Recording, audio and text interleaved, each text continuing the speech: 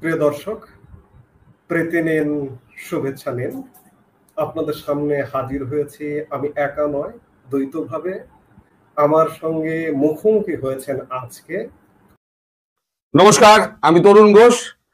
কাল যেখান থেকে শেষ করেছিলাম, যেখানে আজকে সেখান থেকেই শুরু করব। সরকার পতনের যে চক্রান্ত, আমি যে বলেছিলাম পরতে পরতে গভীর চক্রান্ত, সেই চক্রান্ত কিরম ভাবে গঠিত হয়েছিল শেখ হাসিনার আড়ালে, চোখের আড়ালে, এবং স্বরাষ্ট্রমন্ত্রীর চোখের মানে সামনে, অথচ তার অজ্ঞাতে। আমি বলছিলাম, কালকে বলেছিলাম যে পটনের পটভূমিকা যেটা রচনা হয় সেটা কিন্তু একেবারে স্বরাষ্ট্রমন্ত্রী আসাদুজ্জামান খান কামালের বাড়িতে। সেখানে রাত্রিবেলা একটা করে মিটিং হতো। সেই মিটিং উপস্থিত যারা থাকতেন, সেখানে তাদের মধ্যে থাকতেন ওবায়দুল কাদের, আনিসুল হক আইনমন্ত্রী, এবং বাকি যারা থাকতেন সেটা আমি পরে আসছি।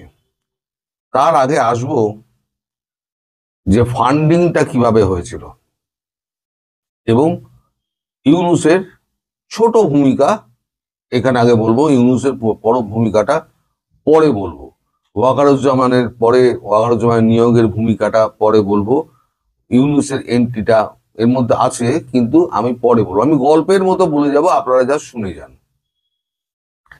এই যে 666 কোটি টাকা এই যে কর ফাঁকি দিয়েছিল ইউনূস, তার জন্য প্রধানমন্ত্রী শেখ হাসিনা, তারপরে বিজয় খাপ্পা ছিলেন, তাকে গ্রেপ্তারও পর্যন্ত করা হয়েছিল। তারপরে হয়তো জামিন টামিন উনি পান। সেটা নিয়ে ইউনূসের মধ্যে একটা ক্ষোভ জন্মেছিল, এবং ইউনূস বরাবরই চেয়েছিলেন, একটা তিনি দলও করেছিলেন, তিনি নির্বাচনে লড়বেন এবং তিনি প্রধানমন্ত্রী হবেন। মানে তখন ইউনূস একেবারে মধ্য গগনে, সবাই নোবেল টোবেল পেয়েছেন, চারদিকে খ্যাতি ছড়িয়ে পড়েছে মধ্য গগনে। টাকাটা কারা দিয়েছে?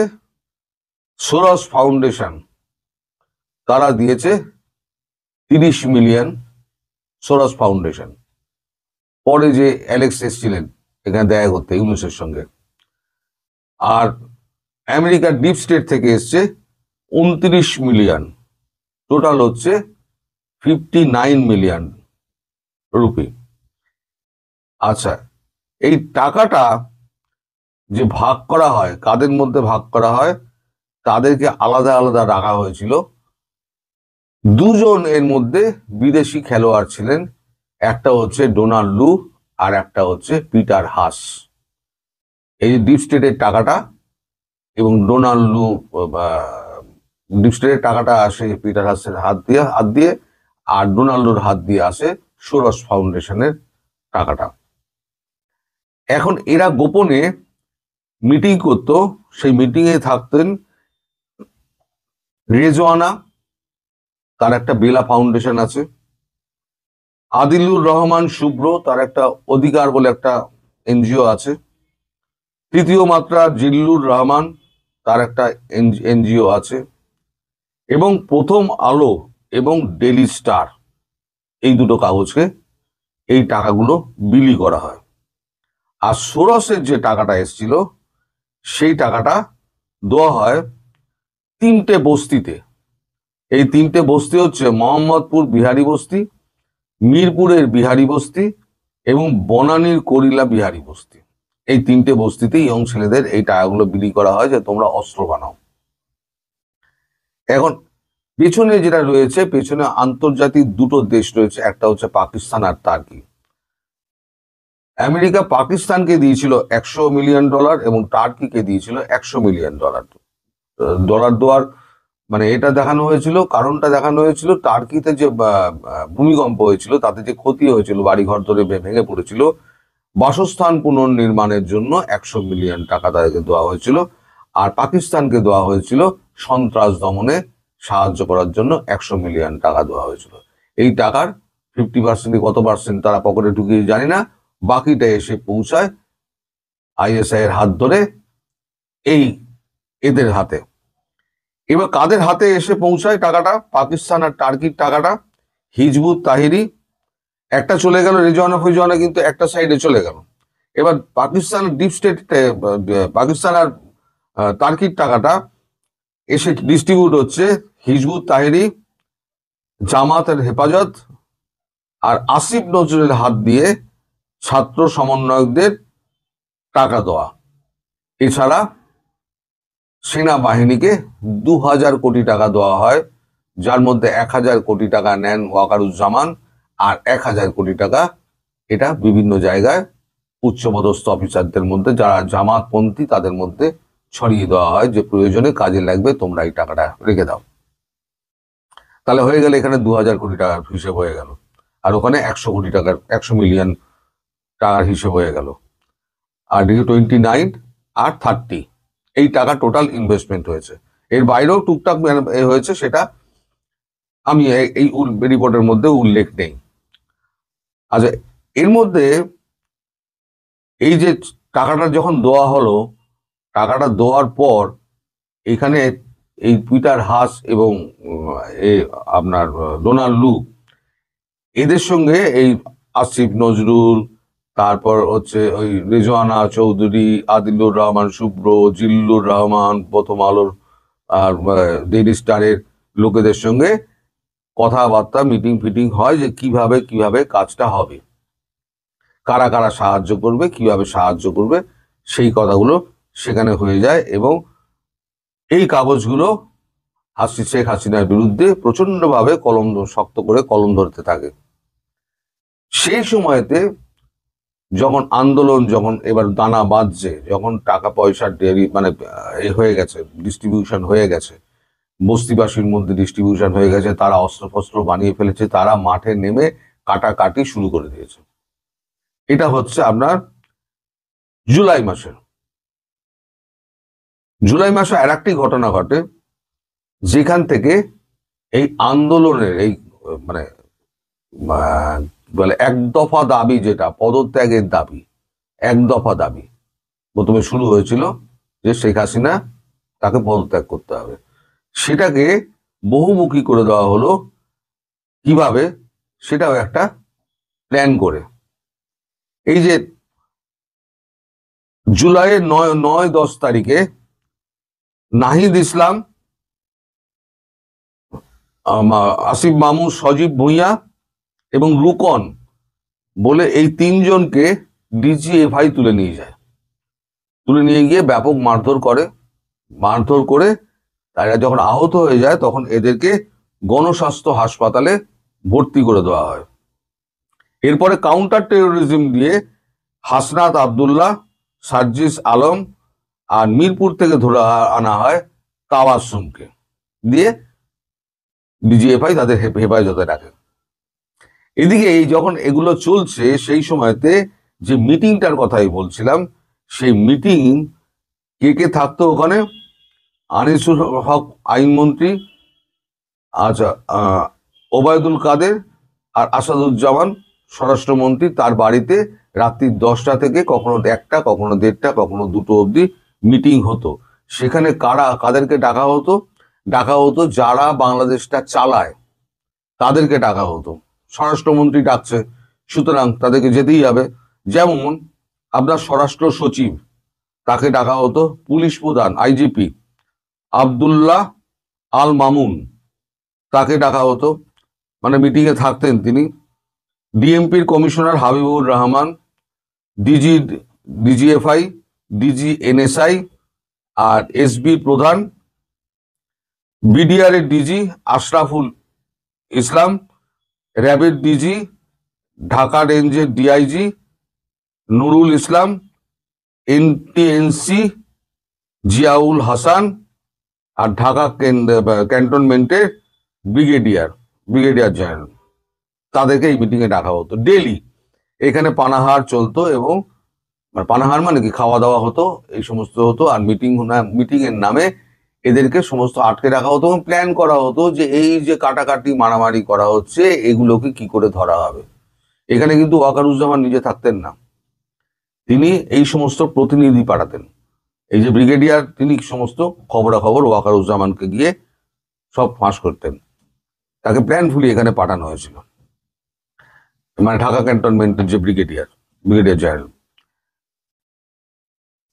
এইখানে সমস্ত যা মিটিং এ যা সমস্ত হতো, পরবর্তী সকালবেলাতে যে এই ভোরবেলাতে এই যে লোকগুলো বস্তিবাসী যারা হাঙ্গামা করছে তাদেরকে অ্যারেস্ট করা হবে এই সমস্ত যখন হতো, সেই সময়তে ভোরবেলাতে এদেরকে যখন ধরার কথা থাকতো তখন দেখা যেত পুলিশ ভোরবেলা 5টার সময় ঘুমিয়ে পড়েছে, কারণ তারা তো পুলিশের কর্তারাই তো রাত্রিবেলা 2-2:30 বাড়ি ফিরেছেন, তারপরে তো খেয়েছেন দিয়েছেন শুয়েছেন, 10টার সময় ঘুম থেকে উঠেছেন, তারপর যখন অর্ডার দিয়েছে গিয়ে দেখে সমস্ত খালি।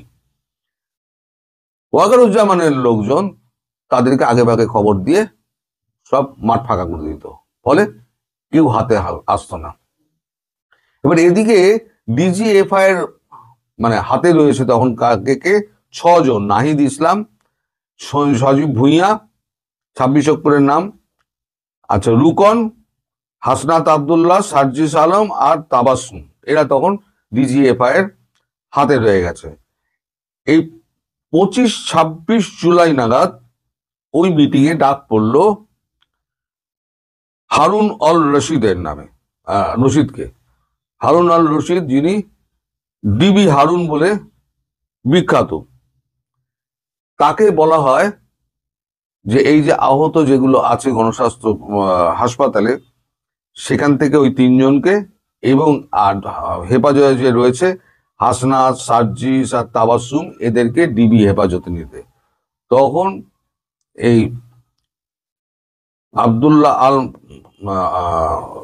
ডিবি হারুন, ওই নামটা আমার মনে পড়ছে, ডিবি হারুন যিনি, তিনি বলেন যে আমি এটাকে নিয়ে আমি করবোটা কি, আমাকে তাহলে আদালতে আমাকে তুলতে হবে, আমি তো বিনা আদালতের অনুমতিতে আমি তো হেফাজতে রাখতে পারবো না।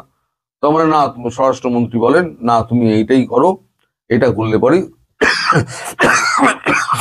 সরি, এইটা করলেই সব ঠিক হয়ে যাবে। দিয়ে ওটাকে ডিবির হেফাজতে পাঠিয়ে দিল। এইবারেতে শেখ হাসিনার কাছে যখন ওয়াকারুজ্জামান যাচ্ছেন, তার আগে ফিল রেডি করে রাখছেন কে, MSPM, যিনি প্রধানমন্ত্রী নিরাপত্তা দেখেন, সেনা অফিসার মেজর জেনারেল কবির। কবির কিন্তু সব ঠিক আছে, সব ঠিক আছে, সব ঠিক আছে। আর একজন থাকতো NSI প্রধান, গোয়েন্দা শাখার NSI প্রধান থাকতো, তারা বলতেন সব ঠিক আছে, আমরা ম্যানেজ করে নেবো, আমরা ম্যানেজ করে নেবো। এইবার যখন এই 5-6 দিন হয়ে গেল, এবার ডিবি হারুন আর রাখতে রাজি হলেন না। বললেন যে আমি আর রাখতে পারবো না, 6 দিন হয়ে গেছে, আমার পক্ষে আর হেফাজতে রাখা সম্ভব না, এদেরকে আমি ছেড়ে দিতে হবে। তখন আসাদুজ্জামান খান, স্বরাষ্ট্রমন্ত্রী, তিনি বলেন যে ঠিক আছে, আপনি এদেরকে ছেড়ে দিন, মানে চিরকুট লিখিয়ে এদেরকে ছেড়ে দিন। তা তাদের বাড়ির লোকজনকে ডেকে ডিবি হারুন, মাফ করবেন আমি এখানে কাটতেও পারি না, আপনাদের ডিস্টার্ব হয়, আমি বুঝি, আমার একটু ক্ষমা করে দেবেন, আমার প্রচন্ড কাশি হয়েছে, ঠান্ডা লেগে, আপনার গলা শুনে বুঝতেও পারছেন। তো ডিবি হারুনকে বলেন তাহলে ছেড়ে দিন। 6-7 দিন বাদে ওই বাড়ির লোকজনকে ডেকে তাদের খাইয়ে দাইয়ে সমস্ত কিছু করে আদর যত্ন করে তাদেরকে পরিবারের হাতে তুলে দেওয়া হয়।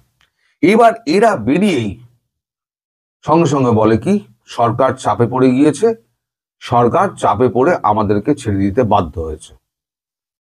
এই যে মুভমেন্টটা তৈরি হতে শুরু হলো, এই মুভমেন্টটা আস্তে আস্তে দানা পাকতে শুরু করলো। এটা তখন আইরে রাজুতে চলে আয়, অমুক জায়গায় চলে আয়, এই সমস্ত ডাকটাক মারতে শুরু করলো। ডাকটাক মারতে মারতে যখন এই অবস্থা যখন চলছে, তখন ডিবি হারুন, এই হারুন আল রশিদ, তিনি বলেন যে এইভাবে চললে পরে কিন্তু আমরা কিন্তু বিপদে পড়ব। আসাদুজ্জামান খানকে বললেন। এদিকে ডিবি হারুনকে সরানোর জন্য একেবারে চারদিক দিয়ে মানে চাপ আসতে শুরু করেছে প্রধানমন্ত্রীর ওপরে। কখনো আসাদুজ্জামান খান চাপ দিচ্ছেন, কখনো আনিসুল হক আইনমন্ত্রী চাপ দিচ্ছেন, কখনো ওবায়দুল কাদের চাপ দিচ্ছেন। তিনিও চাপ খাচ্ছেন কাদের কাছ থেকে? শেখ পরিবারের কাছ থেকে। এর মধ্যে শেখ পরিবার জড়িত আছে। ধরুন কারোর কোনো কাজ করাতে হবে, সে শেখ পরিবারকে ধরলো, তাদের কোনো ব্যবসা কিছু নেই, তারা এই করে খেত। তা শেখ পরিবারের লোকজন তাদেরকে চাপ দিত, আর এদের কারোর সাহস ছিল না যে প্রধানমন্ত্রী গিয়ে বলবে যে শেখ পরিবারের লোকেরা কিন্তু আমাদেরকে এরকম ভাবে প্রেসার দিচ্ছে, যার জন্য আমরা এটা করতে বাধ্য হয়েছি। ফলে আইনমন্ত্রী এবং স্বরাষ্ট্রমন্ত্রী দুজনে মিলে যুক্তি করে এই হারুন আল রশিদকে ডিবি থেকে তুলে অন্যত্র পাঠিয়ে দেন। এবার ধীরে ধীরে 4 তারিখে এগিয়ে আসছে। 4 তারিখে যখন 4 আর 6 এই দুদিন লং মার্চের আয়োজন করা হয়েছিল, সে একটা 4 মার্চ একটা লং মার্চ হলো। আওয়ামী লীগও মাঠে ছিল, আওয়ামী লীগও ধরে পেটালো, যুবলীগ তারপর ছাত্রলীগ যারা ছিল তারাও ধরে পাল্টা পেটালো, মিছিল ছত্রভঙ্গ হয়ে গেল, এই সমস্ত হলো। এখন কিন্তু এইখানে পিকচারে কিন্তু ইউনূস নেই, ইউনূস কিন্তু এই পিকচারের মধ্যে নেই। ইউনূসের পিকচারে আসবে এর পরে, পরে ওয়াকার যখন আসবে তারপরে ইউনূস আসবে। এই আর কি হলো, যখন 4 এবং 6 তারিখ এই দুদিন মিটিংটা ছিল, এদিকে 5 তারিখে সম্ভবত বা 6 তারিখে সম্ভবত এই ইউনূসের কেসটা ওঠার কথা ছিল আদালতে। ইউনূসের অ্যারেস্টের জামিনের পরে যে মামলাটা শুনানি হয়, মামলার শুনানির কথা ছিল। এখন যখন ইউনূস দেখলো যে আমি তো মামলায় তো জড়িয়ে যাবো, আমার তো জেল হয়ে যাবে, তখন ওয়াকারকে ধরলো, পিটার হাস ডোনাল্ডুকে ধরলো। তারা করলো কি, মিটিংটাকে ওই মিছিলটাকে 6 তারিখের বদলে 5 তারিখে গিয়ে আনলো। 5 তারিখে যে মিছিলটা হলো, তার আগে ওয়াকারুজ্জামান 10টার সময় গিয়ে শেখ হাসিনাকে বললেন যে আমি দায়িত্ব নিচ্ছি, কোনো কিছু হবে না, ঢাকার 4টে পথ আমি বন্ধ করে দিচ্ছি। কোন 4টে পথ?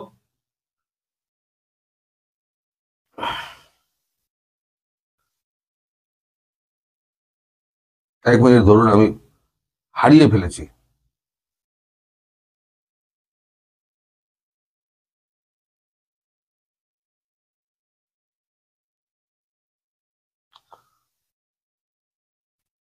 কোথায় লিখলাম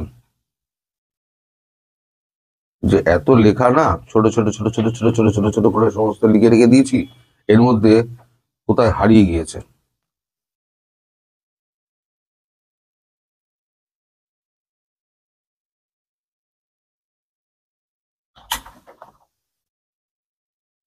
হ্যাঁ, উত্তরার টুঙ্গি, যাত্রাবাড়ি, গাবতলী, এখানে আমরা সব দিয়ে দিচ্ছি, রেলগার্ড দিয়ে দিচ্ছি এবং সেনাবাহিনী নামিয়ে দিচ্ছি বলে একদম সমস্ত আর্মার্ড ভেহিকেল সমস্ত রাস্তায় নামিয়ে দিলেন। প্রধানমন্ত্রীও খুশ, এবং বলা হলো যে পুলিশ সেকেন্ড লাইনে চলে যাক আর ফার্স্ট লাইনে থাকবে সেনাবাহিনী।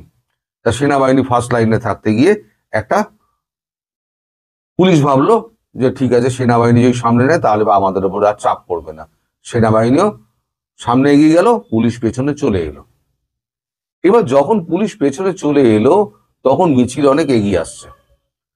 প্রথম সেনাবাহিনী কি করলো, ওয়াকারুজ্জামানের নির্দেশে প্রথম এই আপনার এই গাবতলীর রাস্তাটা খুলে দেওয়া হয় প্রথমে, তারপর রাস্তাটা খুলে দেওয়া হয় উত্তরার টুঙ্গি, তারপর যাত্রাবাড়ি, এরকম পরপর পরপর একটা একটা করে দেওয়া হয়। তারপর কাকলি কাকলি মোড়ে, বনানী কাকলি মোড়ে যে লাস্ট এটা ছিল, সেটাও খুলে দেয় সেনাবাহিনী।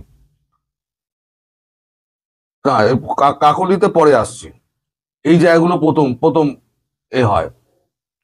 এবার পুলিশ যখন দেখছে, পুলিশের আইজি যখন দেখছেন, পুলিশের আইজি এই যে আব্দুল্লাহ আল মামুন, তিনি যখন দেখছেন যে সব তো একবারে হুড়ুর করে ঢুকে আসছে, সেনাবাহিনী সব খুলে দিচ্ছে, তখন উনি করেন কি, হারুন আল রশিদকে ডেকে পাঠান। ডেকে পাঠিয়ে বলেন তুমি এখনই ফোর্স নিয়ে ওই কাকলি বনানী কাকলি মোড়ে গিয়ে ওখানে ব্যারিকেড করো, ব্যারিকেড করে আটকে দাও। হারুন আল রশিদ ব্যারিকেড করে ওখানে আটকে দিলেন।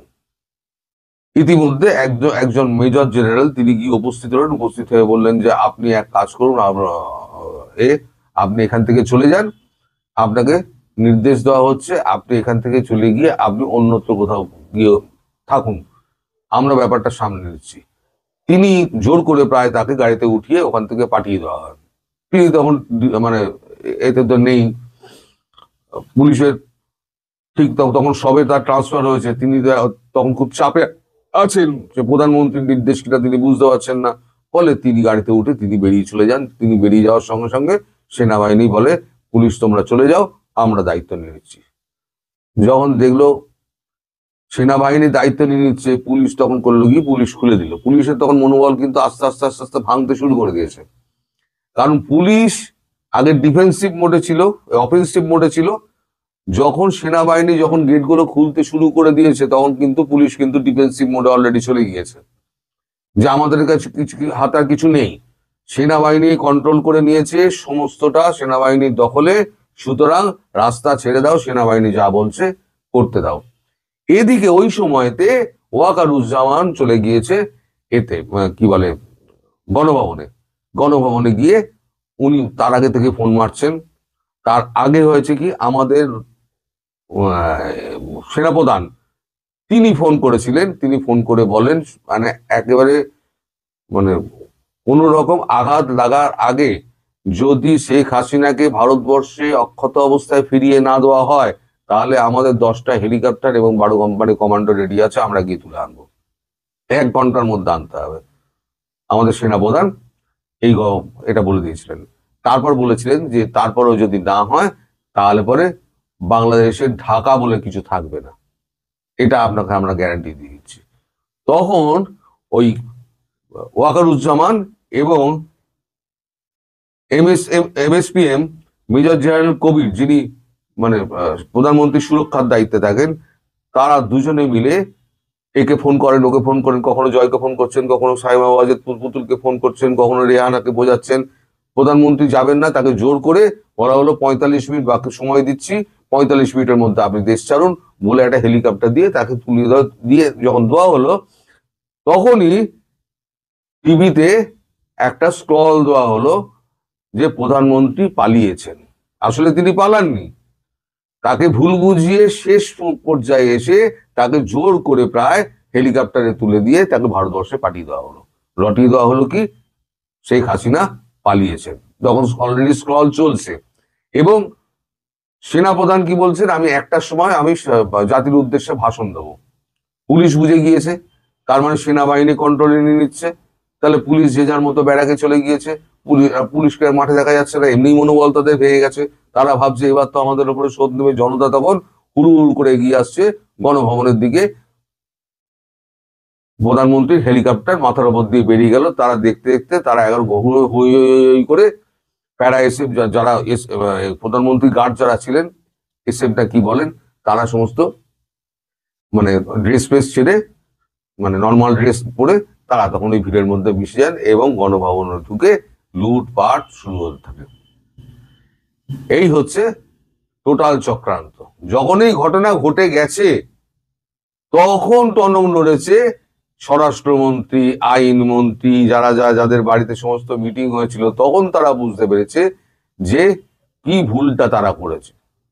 এবার যখন বলা হচ্ছে 1টার সময়, মানে উনি মানে ওয়াকারুজ্জামান জাতির উদ্দেশ্যে ভাষণ দেবেন, আপনাদের মনে আছে বারে বারে ভাষণের সময় পেছানো হচ্ছিল, বারে বারে। তার মানে সময় দেওয়া হচ্ছিল যে তোমরা আরো লুটপাট চালাও, ঢাকার আশেপাশে আওয়ামী লীগের যত নেতা মন্ত্রী বাড়ি আছে সমস্ত কিছু একদম করে দাও। তার আগে একটা গুরুত্বপূর্ণ কথা বলতে আমি ভুলে গিয়েছি। শেখ হাসিনাকে বোঝানো হয়েছিল, ওয়াকারুজ্জামান বুঝিয়েছিলেন যে আওয়ামী লীগকে আপনি ঘরে থাকতে বলুন, আমি চাই না কোনো রক্তপাত হোক, আমি অবস্থাটা সামলে নেব। শেখ হাসিনা ওই জন্য আওয়ামী লীগের কাউকে কিছু বলেননি। যে যখন সেনাপ্রধান আমায় পরামর্শ দিচ্ছেন, তখন তারা ঘরে থাকুক, সত্যি তো রক্তপাত এড়াতে হবে। তিনি বলেছিলেন আমি রক্তপাত চাই না, তাতে যদি আমার প্রাণ যায় যাবে। ফলে আওয়ামী লীগ জানতেও পারেনি। আওয়ামী লীগ যে যার ঘরে যখন ঘটনা ঘটে গিয়েছে, তখন আওয়ামী লীগের আর কিছু করার নেই। আওয়ামী লীগের লোকেরা তখন পালাতে আরম্ভ করেছে, পুলিশও পালাতে আরম্ভ করেছে। তখন থানা জ্বালাচ্ছে, অস্ত্র লুট হচ্ছে, মানে সমস্ত দেশটা অরাজক করে ফেললো। এই করতে করতে 4টের সময় উনি, 4টে না 4:30 সময় ওয়াকার ভাষণ যখন দিলেন, তখন গণভবন শেষ। এটা গেল একটা পার্ট। অলরেডি ভিডিও 26 মিনিট হয়ে গেছে, আমি আর বাড়াবো না। আজ এখানে শেষ করছি। সবাই সুস্থ থাকবেন, ভালো থাকবেন, সাবধানে থাকবেন। নমস্কার।